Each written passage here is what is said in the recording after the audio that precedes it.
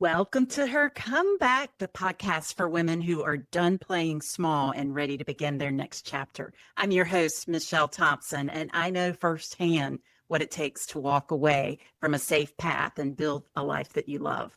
We are going strong here, and I could not be more grateful for you here with me each week. Real stories, real strategies, and real courage. Speaking of courage, make sure you pick up your copy of Courageously You, 7 Simple Frameworks to Create the Life You Love. It is out on Amazon in all formats. You could also buy it anywhere you buy books. So don't forget to grab your copy today, and I'll drop a link in the show notes. Let's get to it.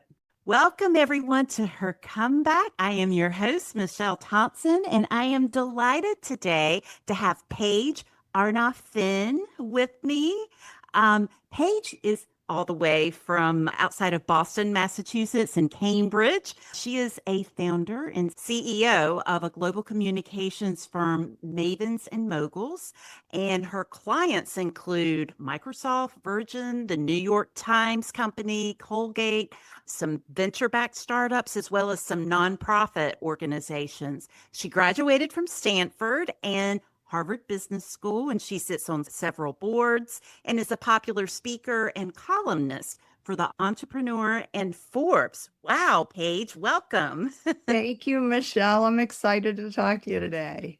Oh, thank you for coming on. Tell us a little bit more about yourself. I got into marketing kind of as my second career. I started out of college in finance, and I worked on Wall Street in the 1980s. But after 2 years, I'd had enough, and I went back to business school and rebranded myself to be a marketing person. So I've done 3 discrete chapters of marketing in my career. I worked at big corporate marketing jobs at Procter Gamble and Coca-Cola. Then I went and worked for a bunch of venture-backed startup companies that no one had ever heard of at the time. And they all had a wild ride in the Internet 1.0 boom. And they all either got sold or went public. So they all ended up being dot-com survivors. And then about 25 years ago, I hung out a shingle and I opened my own marketing firm. And that's what I'm doing now. Good for you. Let's just jump into some of my questions here. So, you call yourself an accidental entrepreneur. So, you actually wanted to be that Fortune 500 CEO, not a founder. So, walk us through the moment after 9/11 when everything changed. I had been doing marketing at a pretty high level, starting in big corporate jobs. And my dad and both my grandfathers were presidents and CEOs of companies.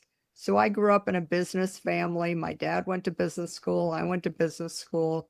And we studied leaders, Fortune 500 CEOs. And so that's what I thought I was going to do. That was the path I thought I was on. But when the internet started taking off in the 90s, I got very distracted. I was reading about all these small companies raising millions of dollars and doing all these exciting things. And I was just getting very distracted thinking, why am I in this kind of old-fashioned big corporate machine where it takes years to get promoted? It takes years to get things done because these brands are old and famous. Procter Gamble invented the concept of brand management. So they know how they want to grow the business. They have a system for doing everything. And I found myself in this big corporate machine feeling frustrated. The hierarchy, everything had to go to my boss and then his boss and then his boss. And with the internet just moving so quickly, I quit my big fancy corporate job at Coca-Cola. I went to my first startup, had a ball. We had a wild ride. I did it 3 times. 9/11 hit, and that was a real shock, not just to this country, but to the whole business community. And the stock market dropped hundreds of points. And back then, 25 years ago, that was a real anomaly. Now I feel like the stock market drops a couple hundred points every week and nobody even pays attention anymore. Yeah.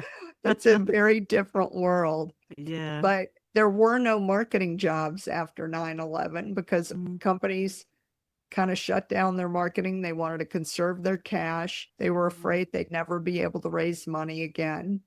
And so all these people came out of the woodwork asking me to help them on their marketing. I had known them in my previous lives. And my first instinct was to say, I never worked on the agency side. I was never a consultant. I was the client. I was the head of marketing. But nobody needed a head of marketing anymore. So it was like, what was I going to do? And my husband was like, Paige, there is a red flashing sign in front of you. These people need your help. You know what you're doing. You know how to help. Send them an invoice. Don't tell them you can't help them. What are you going to do? Nothing's happening. It's not like you have another job. So I'd call them back and I'd say, I think I can help you. And it turns out so many good marketing people got laid off after 9/11, and they were all available, just waiting to figure out what to do next. So I had people, I had projects, and I just started putting them together. And I called the women the marketing mavens and the guys the marketing moguls. I started out with maybe a half a dozen people, and it just grew from there. Now we've got about 4 dozen people, and they're Wow. located all over the world. I've got people in 14 cities in the US. I've got people overseas, and we just come together and form teams based on what clients need to help them solve their marketing challenges. It is an accidental situation because I never wrote a business plan. I was able to start the company without raising any money. I had those 3 exits from the small companies that I worked for. So I was able to just get going. And before I knew it, we were up and running, and those early projects led to more work and more work. And here we are, That's 2 decades. fantastic. Yeah, 2 Yeah. decades later, still going strong. Oh, good for you. That's terrific. I love that story. So tell me a little bit more, though, as far as you mentioned working for Coca-Cola and some of the others before all this happened. What did those years teach you that you didn't really fully appreciate until you were running your own company? So much. Oh my God. The thing is, the brands that I worked on at Procter and Gamble were 30 or more years old. When you work at Coca-Cola, that brand's been around for over 100 years.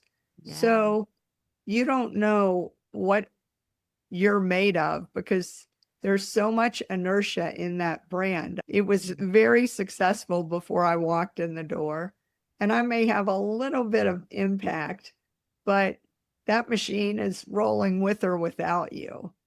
The thing about P&G and Coke is they really attract top-notch talent. So every meeting you're working in, all the people you're working with, they really are best of the best. And you have huge marketing budgets. So Mm. you get to do a lot of really cool things because they sponsor events, they run TV ads, they do print ads, they do radio ads, billboards.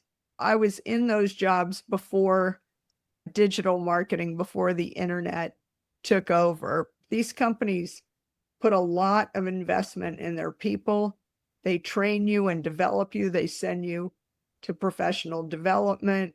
You spend years learning the craft of marketing. And startup companies are the exact opposite.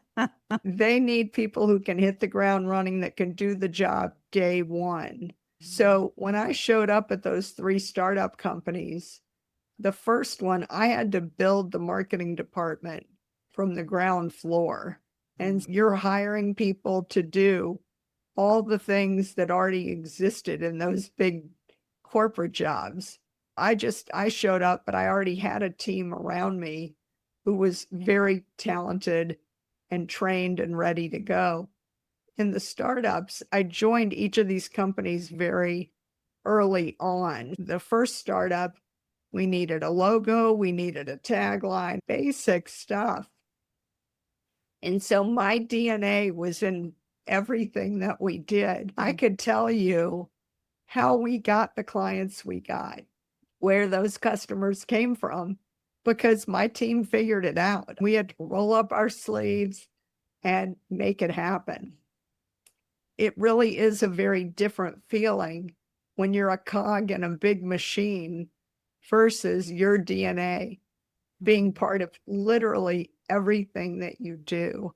And it was funny because corporate life, people dress very professionally. There's a structure.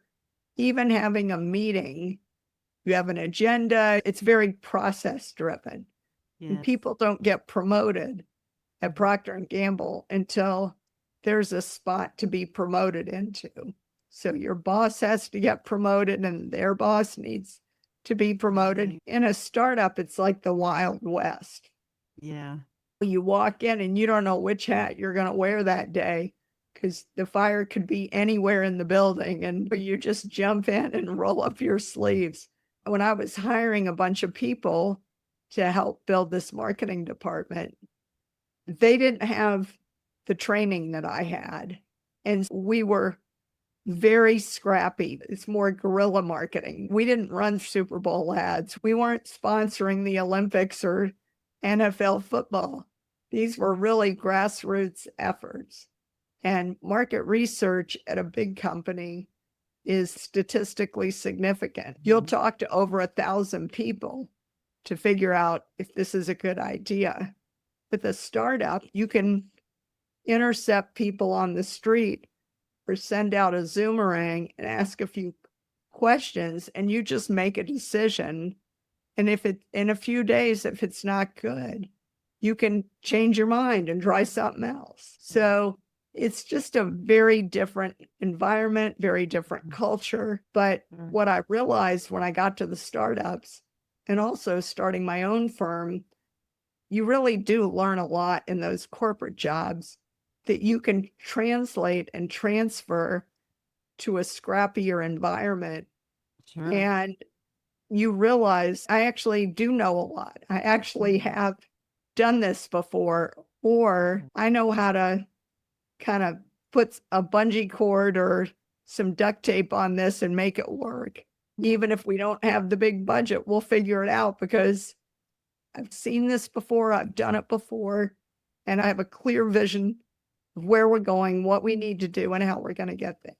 There really is science behind a lot of good marketing. People think it's all art. There's a lot more science than art in good marketing. It just looks easy, but behind the scenes, there's a lot of hard thinking that goes into it.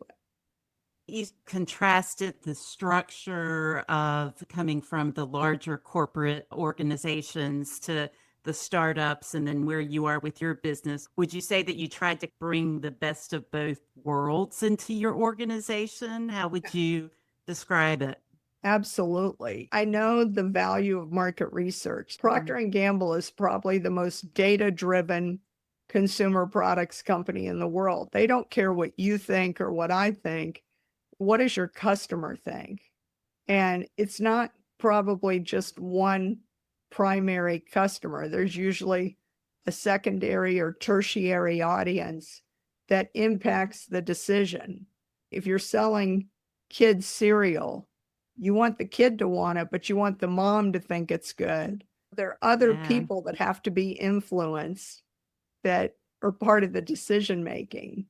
An example, again, when you're doing market research for a big company, you're going to do focus groups, you're going to do surveys.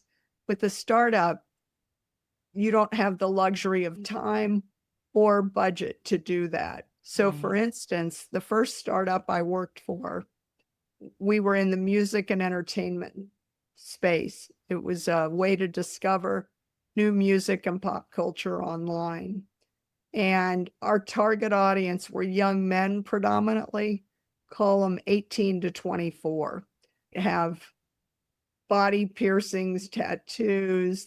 I am not the target audience. We were in Los Angeles and we were 5 blocks from the ocean. Nice. So my team would come in, we'd meet in the conference room, We come up with our 10 best questions, and we grab a bunch of t-shirts and hats and swag from the office. At lunchtime, we'd go down to the beach and we'd intercept any young guy on a skateboard, on a bicycle, hanging out, playing with their dog, frisbee, whatever. And we'd say, hey, will you spend 5 minutes and answer a few questions for us? We'll give you a t-shirt.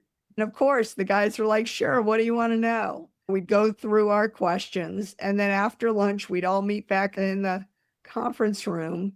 We'd tally up our votes. And before we left that night, we'd have a bunch of new things on the website to see that what made people click. Did they buy anything? Where did they go? We could trace everything. We'd come in the next morning with our coffee, 24 hours later, and we'd look at the results. Okay, what happened overnight? Did they click on it? Did they buy anything? Did they tell their friends? And within a day, we did virtually an entire market research cycle. We talked to maybe 3-4 dozen people. So not statistically significant, but we got good information. We saw what worked, and then we could iterate the next day, the next week, and we kept getting smarter and we kept getting better, and we got more clicks than we did the day before. And so that's how you make it work. And it was cheap, and we achieved what we needed to do.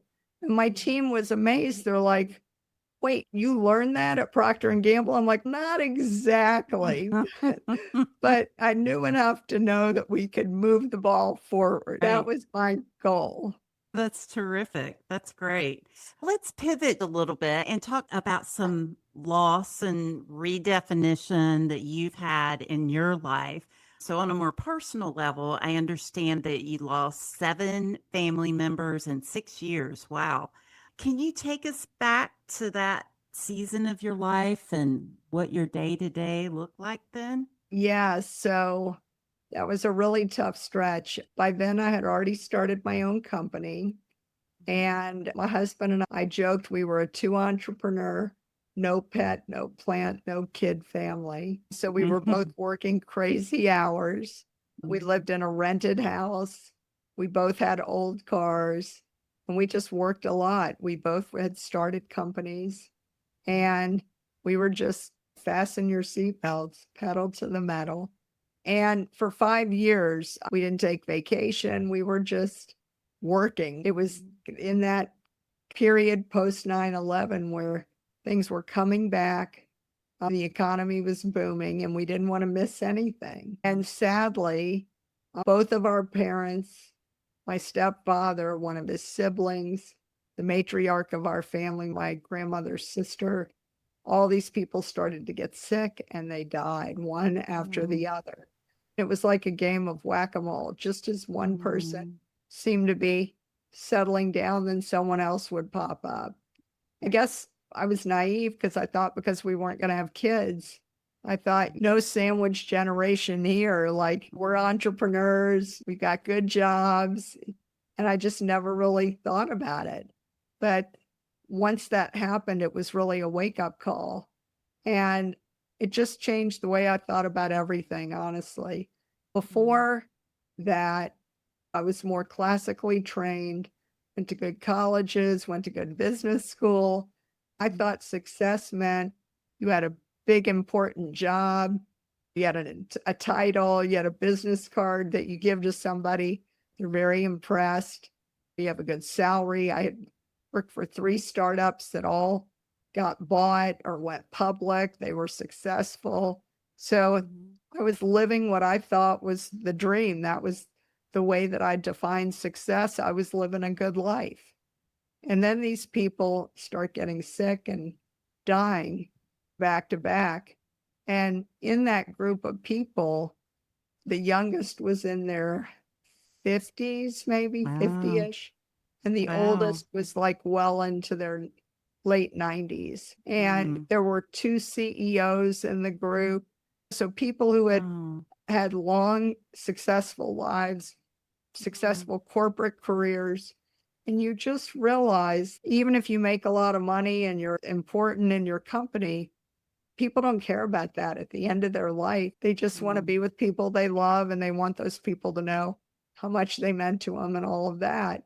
And it was really a wake-up call for both me and my husband, because we were just naive. Neither of us had a lot of death and sadness in that way in our life. And as those people started to die, he and I were the only ones in our generation without kids, and we were the only ones that were self-employed. And we had the best relationships with a lot of those people. So we took a lot of the caregiving responsibility, and we're both very business-minded. So we took over the estate administration after they were gone. And that was like a whole nother job that, neither of us are estate attorneys, but we had to learn really quick how to settle all those estates. And I just didn't want to go back to the way my life was when that was done, because your priorities change, your definition of success changes. And in those 5 years starting my company, I was hustling every day, networking, going to events, giving speeches, traveling, going to conferences. And my husband was too. We'd get up really early in the morning, grab a bite to eat, be out the door when it was still kind of dark, and we'd both get home really late. We had an early breakfast and a late dinner. We had 2 meals a day together, but it was crazy in between. And when they were getting sick and dying, they all lived thousands of miles away from us. We were taking trips like ships passing in the night. I'd go to the West Coast to see my dad. Then I'd go to the South or the Midwest to see my mom. Then he would go to the West Coast. So we were just going back and forth with cell phones and laptops. We could run our businesses remotely, but it just changed the nature, the cadence of my life, because I was no longer doing breakfast meetings or evening activity, networking events. And I noticed something interesting. I love networking. I'm very gregarious and extroverted. And I would run into people, the same people, multiple times a week, because I'd see them at one event or another event. You're making small talk, and I'm giving talks, workshops, or webinars or whatever. And that's how I got a lot of my business, because people would run into me and they'd say, I'm so glad I saw you, because we could really use your help, or I'm going to introduce you to somebody because they could really use your help. And so that was the way I got my business going. But I couldn't do that when I was thousands of miles away. I just logistically couldn't.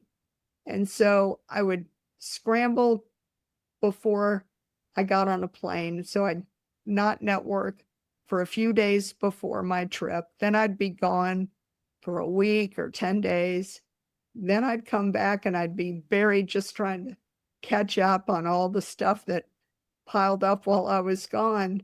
So instead of running into people multiple times a week, I would maybe see them once or at most twice a month, which was not normal for me. And what I realized when I saw them is they were like, Paige, where have you been? Am I missing some networking events? Because I used to run into you everywhere and I don't even see you anymore. What's going on?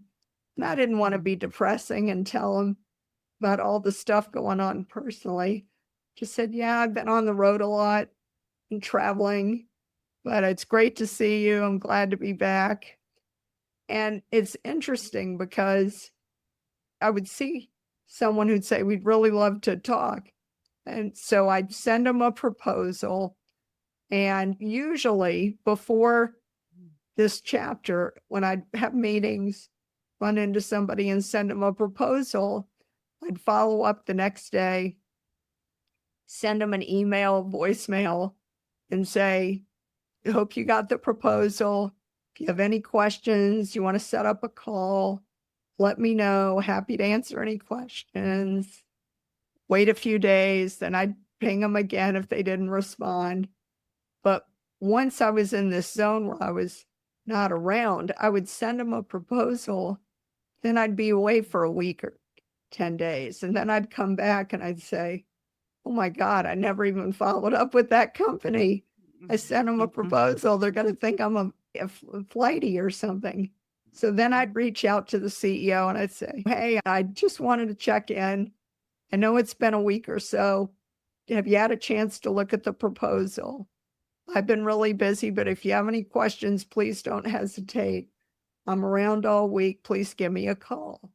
And 9 times out of 10, the CEO would call me or the board member, whoever my contact was, and he'd say, Paige, thank you so much for following up in a respectful manner. I swear you must be the only busy agency owner or consultant in town, because I met with 3 or 4 other firms, and those guys have been stalking me. I hear from them every day. And I don't know what's going on. You are the only one that gave me space, very professional. You told me you were going to follow up with the proposal. You did it on time. You've given me the space. I'm really busy. If you don't hear from me in 3 weeks, call me back and we're going to get going. But you're going to be our firm. You're terrific. I love the proposal. And I'm telling you, Michelle, this happened time and time again. Wow. It made a real strong impression because I thought I would be that neurotic business owner stalking them if it weren't for the fact that my mom was dying of cancer. And so once all that ended, my husband and I were like, it doesn't serve us well to go back to the way we used to do it. I was working out every day when I was in caretaking mode because you had to do that for yourself and it made me feel good. And so I'm like, I'm going to keep working out every day. All Good the for things you. that kind of gave me peace of mind. And the truth, I don't need to go to every networking event. I can pick a few, and at night there would be maybe 2 events or 3 events, and I wouldn't want to miss out. So I'd go to one on the early side and one on the late side. And I'd get up early the next day for a breakfast meeting. And I was just running myself ragged. And I thought, you know what? I don't need to do that. That's not serving me well.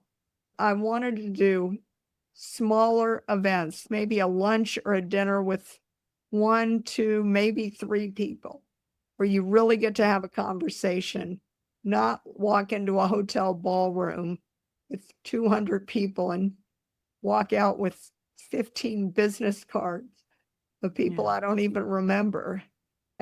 So it just changed my perspective on everything. And I think I'm a more sane, healthy, happy person as a result. It was an important lesson to learn. It was just a really tough way to learn it. Yeah, I can imagine. So, if a lot of listeners out there, there may be other women that are rebuilding, either having a career disruption or their own personal loss. What would you say to them who's afraid that slowing down is going to unravel everything they've built? What advice would you have for them? The world has sped up so much with all the technology. First, it was social media. Now we've got artificial intelligence. I think having clarity and vision, hitting the pause button, it's really more important now than ever not to spread yourself too thin, not to get overwhelmed, not to run yourself ragged. And so figure out what lane you're in and what's unique, special, and different about you. What real estate do you own in your customer's brain so that when they have a problem that your product or service can help them solve, how are they going to think of you first? Figure that out. Slow it down, simplify, take the chaos, and create clarity. Is what people want. They want to save time. They want to save money. They want to get noticed. Listen, pause, reflect. I think it's more important now than ever because otherwise you're just contributing to all the noise and the distractions. People with their noses in their phone, they've got their earbuds on, their heads are down. They're just being bombarded with noise and messages constantly. So if you can create a calm, a peace, a quiet, and have a real conversation. They say you have 2 ears and 1 mouth. Listen more than you talk. And really, again, do your market research. Figure out where those gaps, holes, and needs are that you can fill that are uniquely aligned with your strengths. I just feel like so many people, they feel like they're going to boil the ocean. They want to do 10 different things.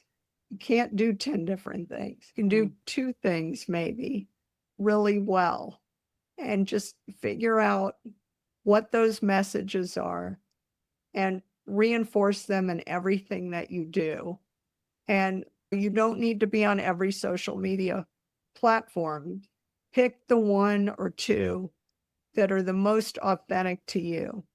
If you like photographs and you have a visual story to tell, Instagram can be great. Pinterest might be great for you, but you don't need to be there if that's not a great way to tell your story. For me, LinkedIn is my platform of choice. It helps build trust and relationships in a B2B world. You and I can go on LinkedIn and see how many contacts we have in common. If thought leadership is important to your practice and my business, we can post things. People can see how we think. And it's a very relevant way to build trust and credibility in a digital world. No one's looking for me on Facebook. That is not a good use of my time.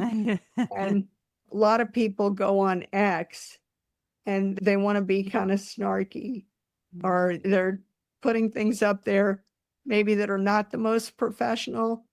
Problem is you're diluting your brand because you try to be one thing on one platform and something else on a different platform. So people don't know what version of you is going to show up. And if you want people to refer business to you, if you want them to return your phone call or meet you for a meeting, or they have to be able to trust that you're going to show up in a certain way. It's a reflection on them if the crazy version of you makes an appearance when they were expecting to meet the professional version. So be consistent and know that if people Google you, what's going to come up? And if you have a lot of digital dirt out there, be careful because they're going to find it. And like with a name like mine, it's hyphenated. My company name is a weird name. If you Google me, it's really me.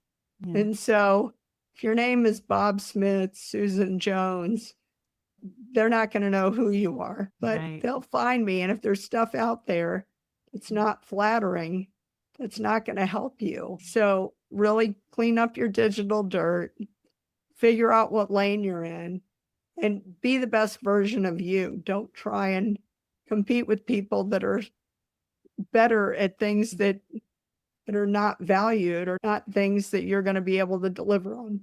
Anyway, I find that just be the best version of yourself, and that's going to be able to put your best face forward. Yeah, that's all good advice. I will ask you this as we wrap up here. How do you want to be remembered? You mentioned that as your loved ones pass, the things that they thought about. How do you want to be remembered? What would you say about specifically how you show up in others' lives? I'm really a people person, and a friend of mine jokes that I don't collect stuff, I collect people. And I feel like I love being a good friend, an aunt, a godmother, a wife, a friend. I want to be someone that people can depend on. I want to be someone that's there with you in the good times and the bad times, someone who can always find a way to have fun and just really enjoy all aspects of life, someone that uses kind of all of her senses, the sights, the sounds, the smells, everything, just take it all in. And I think I was an all work, no play person for a long time, too intense, too much all business. And I think it's important now with my company that I've had for more than 2 decades. It's like my clients are my friends become colleagues, and my colleagues become clients. So it's like this ecosystem, this world where everybody kind of morphs into different circles, but it doesn't matter whether you're my friend, my client, my neighbor, my college buddy. I want everyone to feel like it's an authentic relationship, no matter if we're listening to music at a sporting event or rolling up our sleeves, trying to do something pretty intense work-wise, that I'm the same person no matter what. And again, not to bash AI, I think AI's got a lot of strengths and it can help you do a lot of things well and better. But I think the thing that really helps you stand out today and be remembered is your humanity, your creativity, the things that AI really doesn't do, that it doesn't do well. So I think if you want to stand out, be remembered, and connect with people on a human level, you have to do that authentically for you on the things that are uniquely you. Because if you're doing it in a kind of generic way, you're going to blend into the noise and all the stuff that you're never going to pop out in a way that people are going to connect with on a human level. So I guess that's really, I want people to think their lives were better in some way because I was part of it. Oh, that's great. I love that. Where can our listeners find you and Mavens and Moguls if they want to work with you or just follow what you're doing and see So what's going on? LinkedIn is a great place. You can see my last name is hyphenated, but on LinkedIn, it's all smushed together, no hyphen. Okay. My company, mavensandmoguls.com. It's MAVENSANDMOGULS. And then, as one of my clients always says, there are too many words.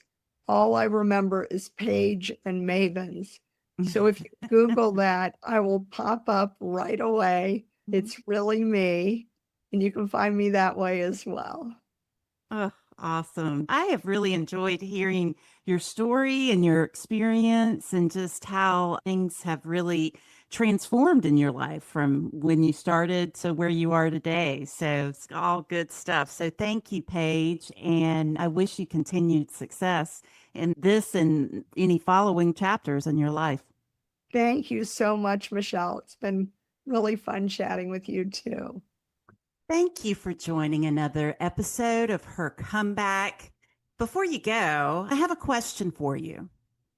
What do you do when comfort gets ripped away and you're forced to choose courage instead? I practice this framework every day in my life, and it is called FIRE, F-I-R-E. We're going to walk through each one of those letters here. I'm going to break it down. I developed FIRE to keep myself in a healthy mental space through disappointment and change. And it also is what moved me from the rage and resentment that I experienced when I was in that toxic job and then getting from there into running my own coaching business. I use it with clients as well, navigating changes, everything from layoffs to lost promotions or any number of things going on in life. So let's get to it. F, feel the disappointment. First, I had given 5 years to that company and I delivered a top-notch project that senior leadership called best practice. And it was a model that other projects should follow. And I still didn't get that promotion. I was devastated. And then I was furious. Anger's always been my go-to emotion. And I stayed in that anger for a while. It's that kind of anger where your teeth throb and your face burns. I don't know if you've experienced that, but that's the kind of anger that I had within me, and it's real. Whatever your emotion, don't skip it. Journal, talk about it, feel it. If you need to cry, if you need to have an emotional release, feel it. The only way out is through. Whatever the disappointment in your life today, ask yourself what this disappointment may be revealing about what you really want. I ignite your power. When a friend asked me, Michelle, what are you doing to release this anger? It wasn't this take care of yourself that to me has become so cliche in today's world. What she meant was, what are you physically doing to let go? And when I thought about that question, it really changed everything. What am I doing to physically let this emotion release from my body? And when I saw the ad for the new gym that I hadn't heard about and a different style workout, I'd never had gym membership in my life. But you know what? I went. I tried it. And after that first class, I felt the most freedom in my mind than I had felt in a long time. And it gave me that shift from victim to agent. It's so important. For the first time in months, I felt like this outcome is up to me. It's not up to anyone else. And that's what igniting your power feels like. Whatever's going on in your situation, list what you can actually control. Stop waiting for any kind of external validation or permission to move forward. You decide what you're going to do, regardless of other people's opinions or timelines. And this is where boundaries become really important. They matter. If you need advice, get advice from people who have actually succeeded at what you're trying to do, not just someone with an opinion. And then reveal your passion. I asked myself for a while when I was going through some of this self-discovery, what is it that gives me joy? And I can look at this question from a longer term perspective in terms of career. And I can also look at it very short term in terms of today. What do I need to do today to bring me joy? What do I need to do over the next 5 years that brings me joy? And whatever those answers are, what makes me feel like I'm making a difference? For me, I kept coming back to this one thing, the ability to help another person, to share what I've learned and to be their support so that they don't feel alone. So I researched, I talked to coaches, really found out everything about it that I could, and something clicked. And that clarity came for me when I separated any external expectations from others or whatever this environment and just looked at my internal desires. For you, what lights you up when no one's watching? Try new things without needing to be good with them. It's okay. Maybe you don't know, you're not sure. Let's try some new things. Notice something you find yourself doing that just makes time disappear. There's your answer. And E, execute your path. I enrolled in my life coaching certification program. I registered my LLC and did my website, business cards, did everything that on my mini project plan for business startup. I went to every women's networking event I could find. I started a podcast. I had speaking engagements and workshops. I wrote a book. Some days full of fear. What if this does not work? What if I have invested and spent everything and it doesn't work? What am I going to do? But you know what? When those thoughts come into my mind, I lean into my support system, my spiritual connection, which is so important. Lean on that every day for inspiration and encouragement. And I keep going. I reach out to others. I get that connection that I need from those important people in my life. That's what gives me that energy to just keep at it. And I love what James Clear wrote about that our daily efforts compound like interest. The work we're putting in today may not show results for months, but that's not wasted work. You're not failing, you're building. And in your life, choose your passion over that safe option. Build your life around what actually matters to you and set boundaries that protect your growth. When the pain of staying where you are becomes greater than that fear of change, that's your sign. So to recap, F.I.R.E framework, feel the disappointment, know that it's okay. But then after that, ignite your power. Look at those things that are choices you have, things you can do to take your power back. Reveal that passion. Look at it. What is it that I want to do?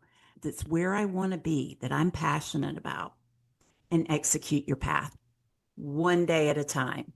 Keep at it, doing that work, one small step at a time. This is from chapter 5 in my book, Courageously You, 7 Simple Frameworks to Create the Life You Love. It's out now on Amazon in all formats and anywhere that you can purchase books. If your comfort zone isn't comfortable anymore, this one's for you. Until next time, be courageously you. This is her comeback.